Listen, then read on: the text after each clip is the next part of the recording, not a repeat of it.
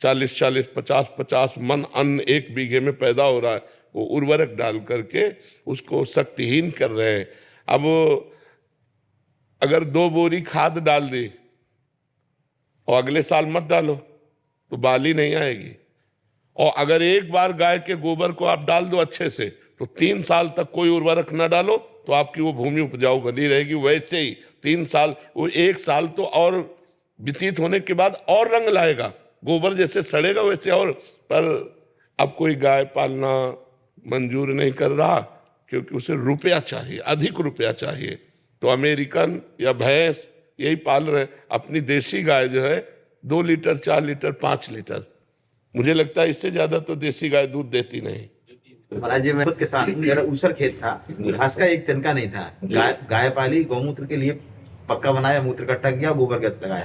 गोबर गैस की स्लरी डाली और गौमूत्र डाला, तो आज रासायनिक खेती से ज्यादा पैदावार हो रही है। और पूरे देश में 40 लाख से ज्यादा किसान हैं जो रासायनिक खेती से ज्यादा पैदावार कर रहे हैं, और उसमें जीवामृत बनाते हैं जो 3 दिन में बन जाता है गोबर गौमूत्र का। तो जो गोमय बस्ती लक्ष्मी कहा गया है वो इसमें है। और एक साथ 100 तरह की फसलें लेना, तो वर्षा हो चाहे अतिवृष्टि हो चाहे ओलावृष्टि हो, फिर भी 25-50 तरह की चीजें लगी रहेंगी, तो किसान का नुकसान नहीं होगा। जो प्राकृतिक आपदाएं आती थी तो किसान पर मतलब नष्ट हो जाता था। अब वो स्थिति महाराज जी नहीं है।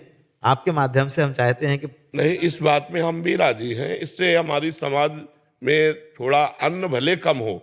महाराज जी, इसमें ज्यादा पैदावार हो रही, लोगों को जानकारी नहीं है भाई। अच्छा, हाँ, हम लोग जो लोग आधारित खेती कर रहे हैं वो एक साथ साल भर में 100 तरह की चीजें पैदा कर रहे हैं, तो टोटल प्रोडक्शन जो है केमिकल फार्मिंग से ज्यादा आ रहा है, लागत कम हो रही है और महंगा बिक रहा है। और खेती सुरक्षित है। खेती सुरक्षित और आने वाली पीढ़ियां सुरक्षित। बिल्कुल बिल्कुल। महाराज जी, केवल 25% लगता है। हाँ, इसमें पानी बहुत कम लगता है। रासायनिक खेती में ज्यादा पानी लग रहा है, खेती की लागत बढ़ रही, केमिकल पे सब्सिडी बढ़ रही। तो महाराज जी आपका, और सबसे ज्यादा है कि अन्न भी सैला हो रहा है, अन्न विषैला, और वही हमें खाना है। तो ये बात तो है। हमारी भी प्रार्थना है सबसे कि अधिक से अधिक गौ पाली जाए, अधिक से अधिक गोबर के द्वारा खेती की जाए। जहां तक हो सके खाद ना डालो, फिर अन्न जो है वो स्वस्थ रखेगा आपको। और आजकल दूध भी जितना है वो पावरहीन हो रहा है। अपनी गाय का, जो देसी गाय का आप दूध दूह के रख दो तो देखोगे उसमें स्वर्णिम आभा आएगी। महाराज जी, वो स्वर्ण छाया होता है उसमें। हाँ, वो अन्य अन्य दूधों में नहीं आएगी। गाय के दूध, और गाय का दूध पीने वाला स्फूर्ति वाला होगा। तो ये तो बहुत सुंदर है। हमारे धर्म माता है, जैसे वेद माता गायत्री है ना, ऐसे धर्म माता गौ है। उसके गोबर में उसके ऐसे परमाणु पाए गए जो भागवतिक है, सतोगुणी है। जहाँ गाय के गोबर से लीप दिया जाए वहाँ लक्ष्मी का वास माना जाता है, ऐसा शास्त्रों में वर्णन होता है। और गौमूत्र से तो पंचगव्य बनते हैं, गाय का गोबर, गाय का दूध, गाय का दही, गाय का घी, गाय का मूत्र। और ये पिलाया जाता था दीक्षा देने के पहले, सबको पंचगव्य पिलाया जाता था।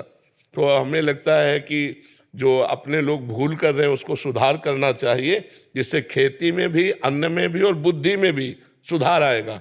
पवित्र भोजन से हमारी बुद्धि पवित्र होती है, हमारे आचरण पवित्र होते हैं, और पवित्र जन ही भगवान का चिंतन करके भगवान को प्राप्त होते हैं। देखो, गौ सेवा समर्थ है भगवत प्राप्ति कराने में।